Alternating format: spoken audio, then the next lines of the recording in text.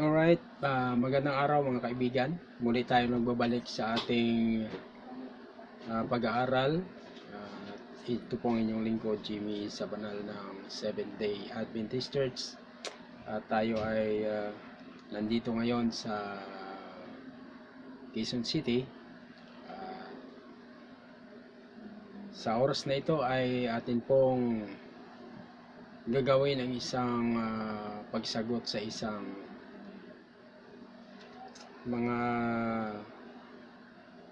sinasabi ng ating mga kaibigan na kung inyong matatandaan, ang ating pinag-aralan nung nakaraan ay walang iba kundi ang kautusan sa kalusugan, at atin pong tinatalakay doon ang mga hindi pwedeng kainin at ang pwedeng kainin.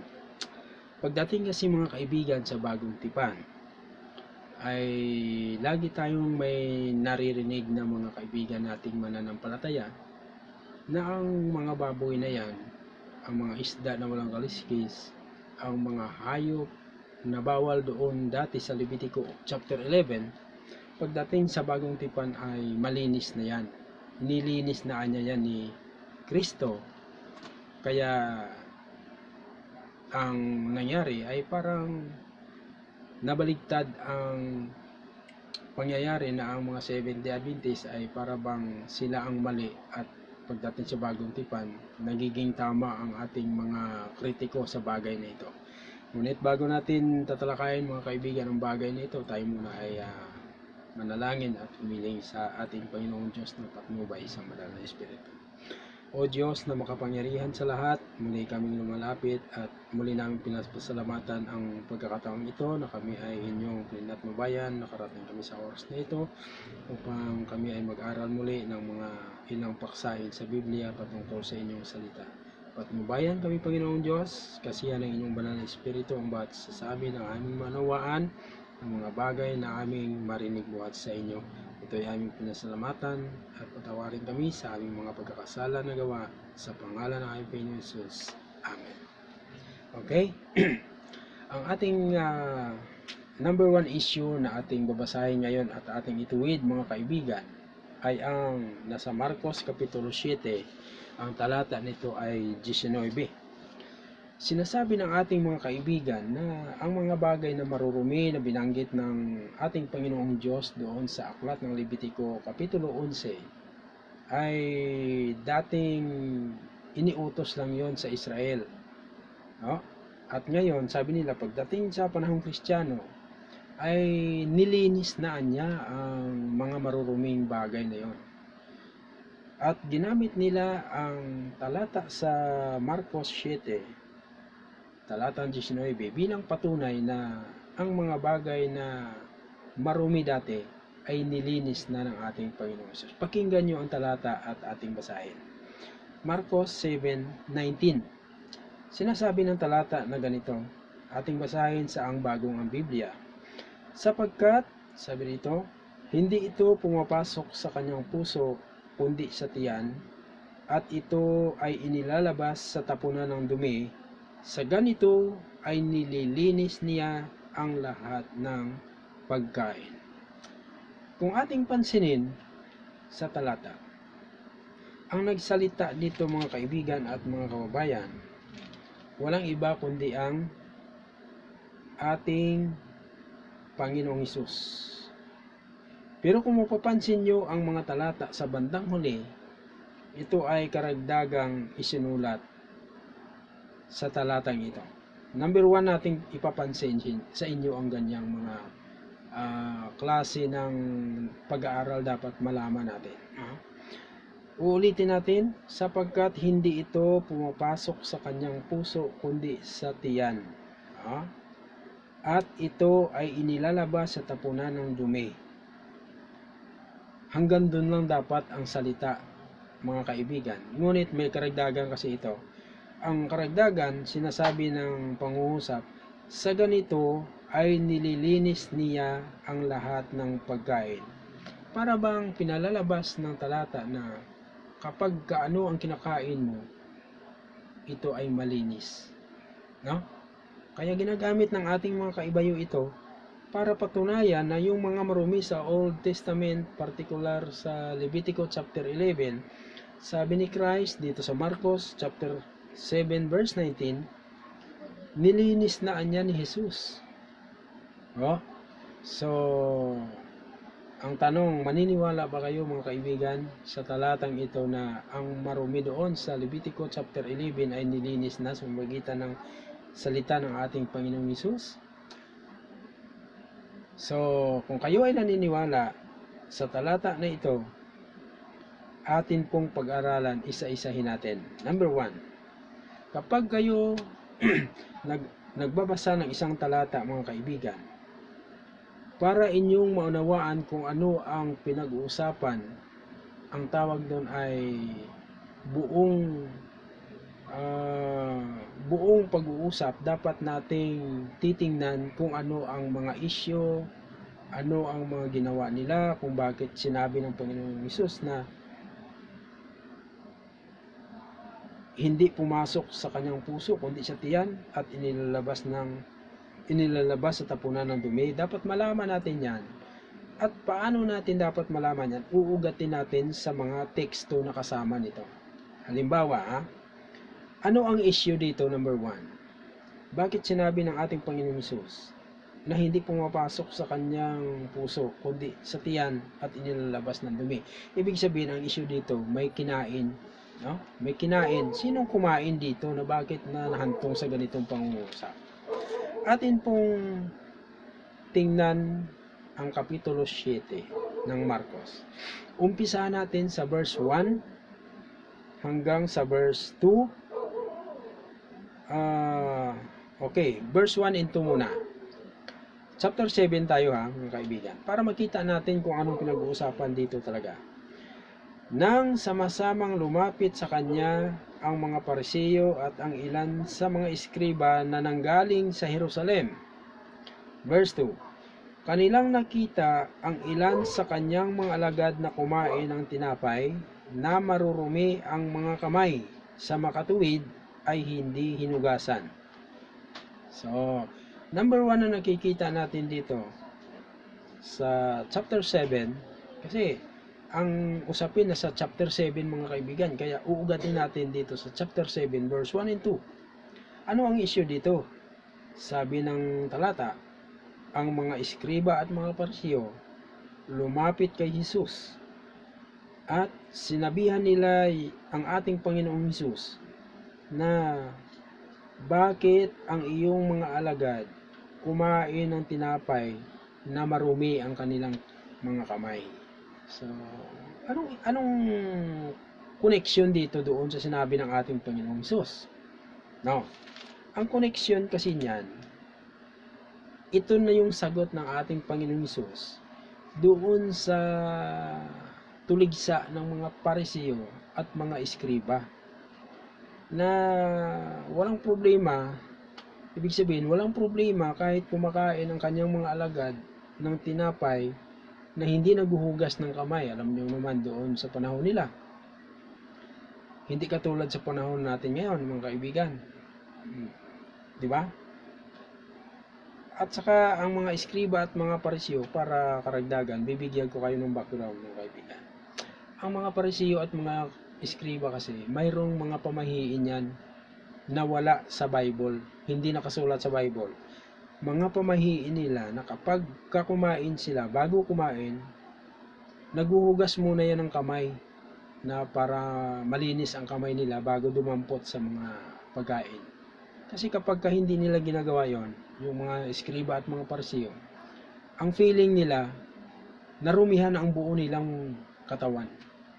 So, pinuna nila yung mga alagad ni Kristo. Bakit kumakain ng tinapay na hindi na kapanghugas ng kamay?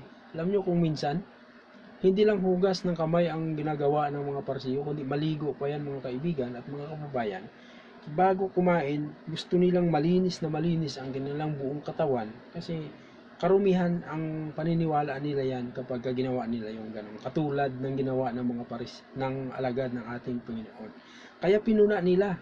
Kaya ito ang sagot ng ating Panginoon sa kanila sa verse 19, sapagkat hindi ito pumapasok sa kanyang puso kundi sa tiyan, at ito'y inilalabas sa tapunan ng dumi. Sa ganito'y nililinis niya ang lahat ng pagkain. So ang issue pala rito mga kaibigan at mga kababayan, hindi ang pagkain ng baboy, hindi ang pagkain ng karne, hindi ang pagkain ng isda, hindi issue dito yun sa Marcos 7:19. Hindi issue yung kahit anong karne dito, kundi ang pinag-uusapan dito, ang issue pala dito ay kumain ang mga alagad ng tinapay na hindi muna naghugas ng kanilang mga kamay. So anong koneksyon na para gamitin ng iba na nilinis na niyang baboy? Wala tayong mababasang baboy dyan mga kaibigan. Kaya mali ang kanilang mga pagkaunawa sa talata ng Marcos 7:19. So nakita na natin mga kaibigan ang pagkakaiba. Kasi kung minsan isang talata lang ang babasahin mo tapos ipapaliwanag mo at yung mga nakikinig mapapaniwala mo. Pero kung ganitong pag-aaral ang gagawin natin by context, titingnan natin anong issue, anong pinagmulan ng usapin, makikita natin kung ano talaga ang pinag-usapan. So sabi nga natin, walang kinalaman dito mga kaibigan ang mga baboy, mga isdang walang kaliskis, kung ano-ano pa yung mga bawal doon sa Leviticus 11, hindi binanggit dyan, no? So iwanan na natin dahil tapos na natin dyan. So isa pang issue mga kaibigan na ating dapat titingnan tungkol pa rin sa pagkain. Dito tayo sa Aklat ng Gawa. Itong Aklat ng Gawa Kapitulo 10, tungkol pa rin ito sa mga kinakain na bawal mga kaibigan. Ang iba nating mga mananampalataya, ginagamit ang Kapitulo 10 para patunayan na ang mga maruruming pagkain sa Old Testament ay malinis na. Paano nila ginawa ito? Pakinggan nyo, babasahin natin mga kaibigan. Sa Kapitulo 10 ng Gawa, sa talata 14. Simulan natin sa 13.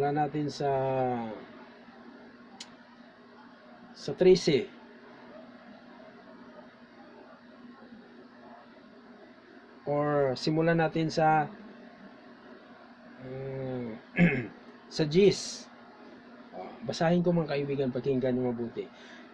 Bago ko basahin, tandaan ninyo na itong babasahin ko, ito yung ginagamit ng ating mga kaibigan bilang patunay na yung mga bawal na pagkain sa Leviticus 11 sa Old Testament, pagdating dito sa New Testament, malinis na. Ito yung kanilang pangalawang pruweba.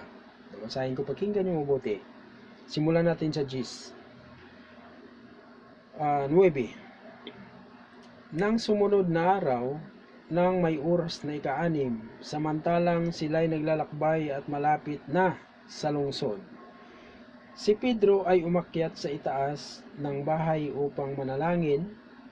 Verse 10, siya ay nagutom at nagnais kumain, subalit samantalang inihanda nila ito, nawalan siya ng malay. Okay si Pedro nawala ng malay, ayon sa verse 10. Verse 11, at nakita niyang bumukas ang langit at may isang bagay na bumababa tulad ng isang malapad na kumot na ibinaba sa lupa na nakabitin sa 4 na sulok. Anong nangyari kay Pedro dito mga kaibigan? Siya ay nawalan ng malay habang siya ay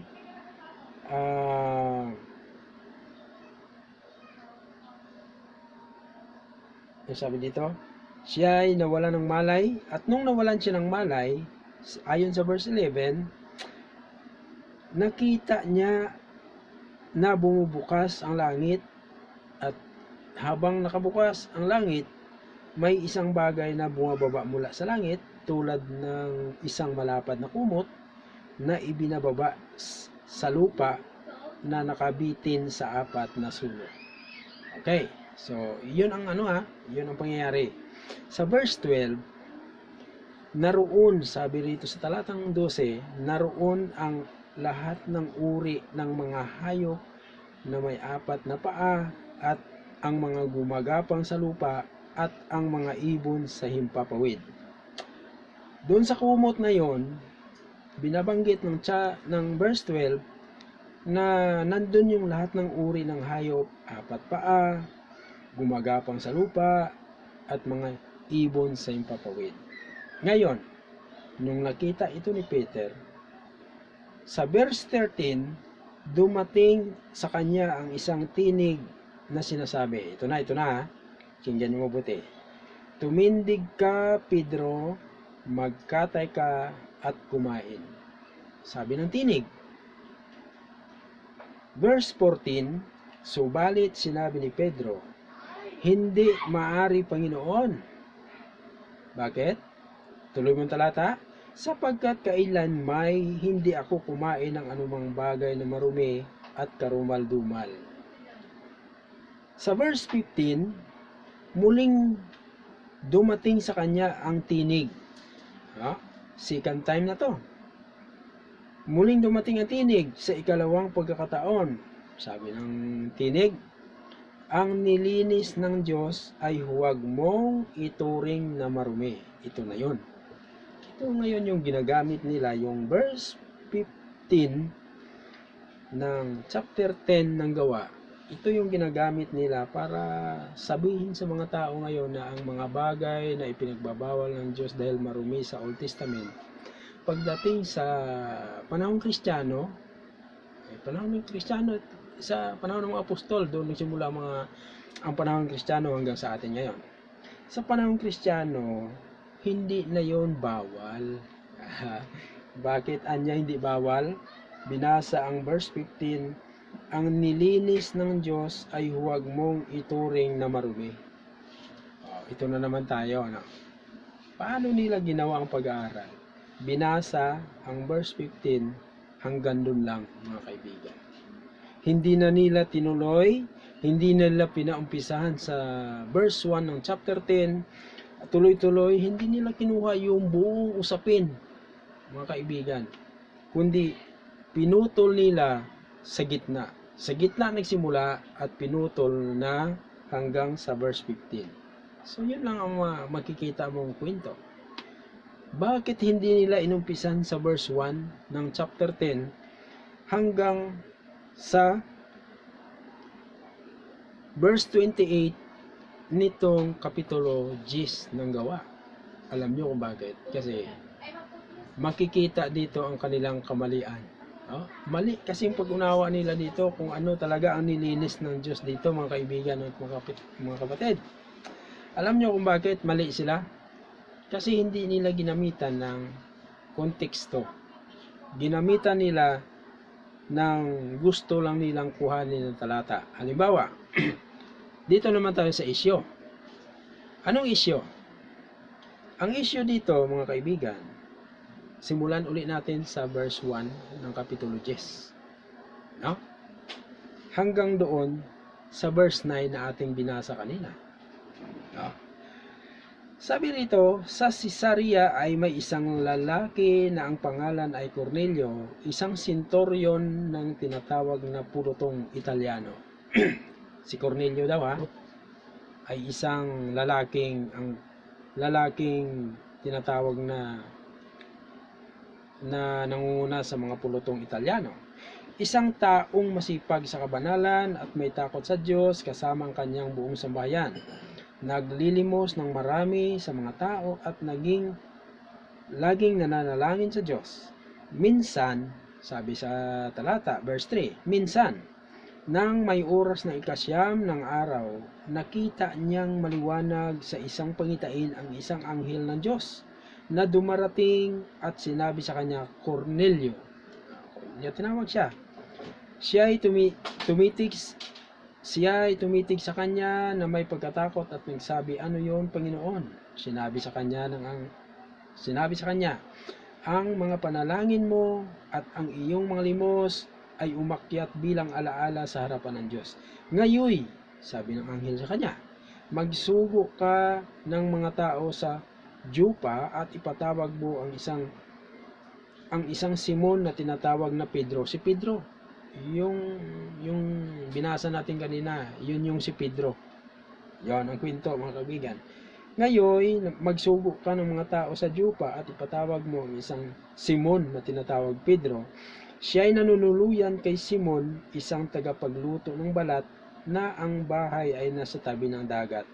Verse 7, nang umalis na ang anghel na kumausap sa kanya, tinawag niya ang dalawa sa kanyang mga alila at ang isa pa, at ang isang tapat na kawal mula sa mga naglilingkod sa kanya. Verse 8, bagong verse 9 na binasa natin kanina. Pagkatapos may salaysay ang lahat ng mga bagay sa kanila, sila'y isinugo niya sa Jopa. Sino ang pupuntahan ng mga isinugo ni Cornelio sa Jopa? Walang iba kundi si Pedro, mga kaibigan. Kaya nga sa verse 9, nung binasa natin ng sumunod na araw, nang may oras na ika-6, samantalang sila'y naglalakbay ay malapit na sa lungsod, si Pedro ay umakyat sa itaas ng bahay upang manalangin. Ngunit sa verse 10, sabi doon, siya ay nagutom at nagnanais kumain, subalit samantalang inihanda nila ito, nawalan siya ng malay. At nung nawalan siya ng malay, nung itinuloy natin kanina sa pagbasa, mayroon siyang nakitang pangitain na mayroong nagbukas ang langit, mayroong kumot at naroon yung mga bagay, lahat ng mga bagay ng mga karumal-dumal at malinis, at sinabi ng tinig, Pedro, kumain ka, kumatay ka, kumain. Ngunit sinabi ni Pedro, ay hindi maaari, Panginoon, sapagkat kailanman ay hindi ako kumakain ng mga bagay na karumal-dumal at marumi. At dalawang beses yun binanggit.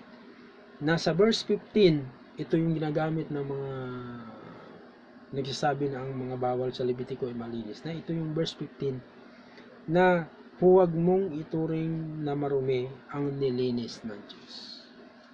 Ano ang issue dito, mga kaibigan? Una, ang issue dito, si Cornelio ay matulungin, naglilimos, at yung ginawa niya tungkol sa kabanalan at may takot sa Diyos, sabi ng mga talata, nakarating yun sa langit.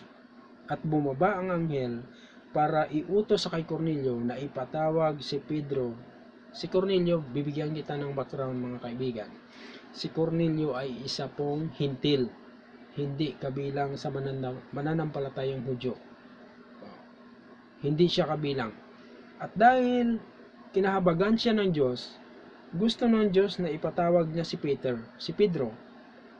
Itong Pedro na pinakitaan ng pangitain ng Diyos, na sinabihan na tumindig ka, kumatay at kumain, ito yung Pedro na gustong makarating sa bahay ni Cornelio. No? Ngayon, anong nangyari? Anong nangyari dito nung nakarating na ang isinugo ni Cornelio sa bahay ni Peter? Balik tayo doon sa verse 16. Kasi tumigil tayo sa verse 15 kanina. Yung verse 15 ay sinabi na huwag mo, Pedrong, ituring na marumi ang mga nilinis ng Diyos. No? Doon tayo tumigil kanina. Ngayon, ituloy natin. Anong nangyari dito? Nakarating ba ang iniutusan ni Cornelio na pumunta kay Pedro? Nakarating ba? Ituloy natin sa verse 16. Ito ay ang mga bagay na nakita ni Pedro, sabi sa verse 16, ito'y nangyari ng 3 ulit at ang mga bagay ay agad binatak pa itaas sa langit. So, parang vision lang na pagkatapos bumalik sa kung saan siya galing. Ang sabi sa talatang 16, binatak pataas sa langit. Verse 17, si Pedro nagising, mga kaibigan. Dahil siya nawalan ng malay doon, di ba? Tapos, nung nawalan siya ng malay, nakakita siya ng pangitain. Sa verse 16, nagising si Peter. Samantalang, sabi dito, sa 17, samantalang naguguluhan si Pedro. Magulo isip ni Pedro dito sa nakita niya, siyempre, no? Samantalang naguguluhan si Pedro sa kanyang sarili kung ano ang kahulugan ng pangitain, kanyang nakita biglang dumating ang mga taong sinugo ni Cornelio nang maipagtanong ang bahay ni Simon. Tumayo sila sa harapan ng pintuan. Verse 18, tumawag sila upang magtanong kung si Simon na tinatawag na Pedro ay nanunuluyan doon. Sa verse 19, samantalang iniisip ni Pedro ang tungkol sa pangitain, hindi siya mapakali talaga kung anong kahulugan nun. Sa verse 19, iniisip niya talaga. Sabi ng Espiritu, Sinabi ng Espiritu sa kay Peter, sa verse 19, tingnan mo, may 3 taong naghahanap sa iyo. Tumindig ka, bumaba ka, at sumama sa kanila na walang pag-aatubili sapagkat sila'y aking sinugo. So, maliwanag. Iwanan muna natin yung pangitain, Iwanan muna natin. Dito muna tayo sa kwento ni Cornelio at ni Pedro. Ngayon, sumama si Pedro papunta kay Cornelio, kasama yung nagsundo sa kanya na 3 tao na pinadala ni Cornelio.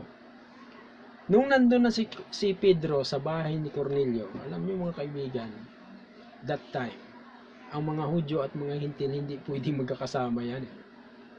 Hindi maari yan kasi ang turing ng mga Hudyo sa mga Hintil, marumi. Hindi talaga nagkakasama yan. Kahit sa hapagkainan, hindi magkakasama yan. Hiwalayan sila. Malaki ang diferensya ng pamumuhay ng mga Hudyo at Hintil sa panahon nila.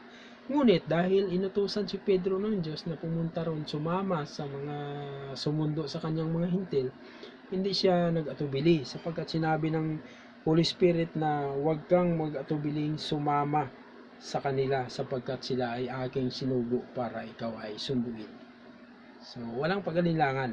Ngayon, shortcut tayo. Dumating si Pedro sa bahay ni Cornelio.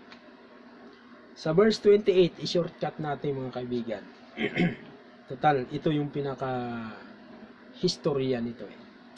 Sinabi sa verse 28, sinabi ni Pedro sa sambahayan ni Cornelio at sa mga nandun habang sila ay nag-uusap. Sinabi ni Pedro sa talatang 28. Simulan natin sa 24 hanggang sa 28 mga kaibigan, mga kababayan, para mas maliwanag sa atin ito. Simulan natin sa 24 ng Kapitulo 10. Nang sumunod na araw ay dumating sila sa Cesarea. Sino yung sila? Si Pedro at yung 3 tao. Yung Cesarea, lugar ni Cornelio yun. Nang sumunod na araw, dumating sila sa Cesarea. Sila'y hinihintay ni Cornelio at tinipon ang kanyang mga kamag-anak at ang kanyang malalapit na mga kaibigan. Verse 25, pagpasok ni Pedro, sinalubong siya ni Cornelio at nagpatira pa sa kanyang paanan at siya'y sinamba. Verse 26, ngunit pinatayo siya ni Pedro na sinasabi, tumayo ka, ako man ay tao rin. Verse 27, at habang nakikipag-usap sa kanya, pumasok siya at kanyang naratnan ang maraming taong nagkakatipon. Mga Hintil po yun mga kaibigan. At sa verse 28, ito nagsasalita si Peter. Nagsasalita siya. Ito, pakinggan nyo mabuti ito ang sinabi ni Peter dito. Sinabi niya sa kanila, si Peter nagsalita sa kay Cornelio, sa kanyang kamag-anak at siya kanyang mga kaibigan. Sinabi niya sa kanila, nalalaman ninyo na hindi ipinahintulot sa isang Hudyo na makasama o makisama o lumapit sa isang banyaga. Ngunit ipinakita sa akin ng Diyos na huwag kong tawagin ang isang tao na marumi o karumal-dumal. Maliwanag ba mga kaibigan? Ano ang ating ipaghambing yung verse 28 sa verse 15 doon sa pangitain? Ang sabi ng Diyos sa verse 15 ng Kapitulo 10, muling dumating sa kanya, sa kay Pedro, ang ikalawang pagkakataon, ang tinig sa ikalawang pagkakataon. Sabi ng Diyos sa kanya, ang nilinis ng Diyos ay huwag mong ituring na marumi. Sabi ni Peter dito sa kay Cornelio at sa kanyang pamilya, sinabi at ipinakita sa akin sa verse 28 ng Diyos na huwag kong tawagin ang isang tao na marumi o karumal-dumal. Alam niyo mga kaibigan, ang pangitain o vision na mula sa langit At ginamit ng Diyos ang mga hayop, karumaldumal at malinis at inilagay sa isang kumot na malaki at nakabitin yon. At pagkatapos ng bisyo na yon ay binatak na sa langit eh. Ito po ay hindi literal. Ang ginawa ng ating mga kaibigan kasi, inunawa ito ng literal, kaya nagkakamali sila dito. Hindi dapat nila ito inuunawa ng literal na mga hayop na dapat kainin, pumatay. No? Hindi dapat kasi yun ay vision. Yan ay kumbaga panaginip kasi nawala ng malay. Parang nakatulog, gano'n. Tapos na naginip, nakita sa kanyang pangitain yung kumot, bumukas ng langit, at sinabi ng tinig na ang nilinis ng Diyos ay huwag mong ituring na marumi. Ang kahulugan pala noon, mga kaibigan at mga kapatid, nung tunay na kahulugan ng verse 50 na yan, ito yung verse 28. Si Peter ang nagsalita nito.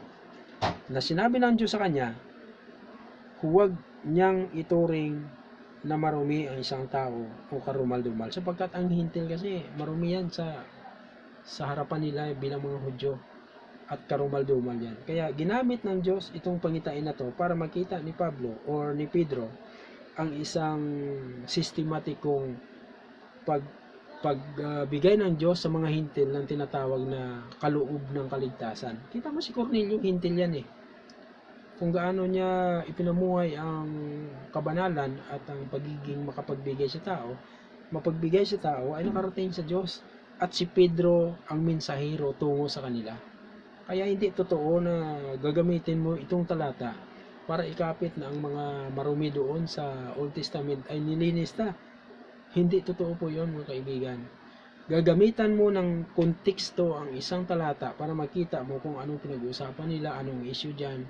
So nakita natin na hindi totoo yung kaibigan natin. Sabihin nila na ang baboy ay pwede nang kainin. Hindi po. Mali po yun. Ang mga isda na walang kaliskis ay maaari ng pagkainin sa ngayon ay hindi po. Sa totoo nga lang, mga kaibigan at mga kapatid, dito sa pangitain ay hindi kasama ang isda. Ipinakita lang ayon sa talata yung mga hayop na gumagapang at hayop na apat ng paa. So, paano mo i-reconcile o patutunayan na ang lahat ng mga marumi doon ay nakasama rito sa talata na ating pinag-aralan? So, hindi totoo, no? So, dito muna natin putulin ang ating pag-aaral, mga kapatid at mga kaibigan. At sana ay nakita natin yung pagkakaiba ng pag-aaral na ginagawa natin sa mga pag-aaral na ginawa nila. Kasi, ang mga kaibigan nating mga mananampalataya, kukuha lang ng ilang talata dyan, hindi talaga nila tinitingnan ang kabuuan. Ang history ng isang chapter, hindi nila tinitingnan ang kwento, kung anong kwento ito. Dapat pinag-aralan natin na ito ng malalim-lalim, hindi yung kukuha lang tayo ng talata para ikapit sa ating paniniwala. Mali po yon. So, sa dalawang talata, kung ipagkaloob ng ating Panginoong Diyos, ay tatalakayin pa natin yung ibang mga issue pa na bumabangon. Hindi lamang yung dalawa na yan. Marami pa yan, mga kaibigan. Ngunit dito muna tatapusin ang ating pag-aaral sapagkat medyo mahaba na yung ating video. At malalim na po ang gabi. Dahil gabi ako nagre-record yan, mga kaibigan at mga kababayan. So, maraming salamat sa inyo, mga kaibigan. Nawa ay kasihan tayo ng banal na espiritu at maunawaan natin ang maigsi nating pag-aaral. At bago tayo magtatapos, tayo po ay manalangin muli sa ating Panginoong Diyos. O dakilang Diyos na mahabagin, muli kami lumalapit sa inyo. Salamat ng marami sa inyong patnubay, sa ilang segundo at minuto na kami nag-aral ay naunawaan namin ang mga bagay-bagay ayon sa inyong dakilang kalooban. Muli Panginoon, ibinabalik namin ang kalwalatian sa inyong dakilang pangalan at sa aming paghiwalay muli, asihan muli kami ng banal na espiritu at ingatan kami sa pang-araw-araw na yung buhay sa pangalan ng Panginoong Jesus. Amen.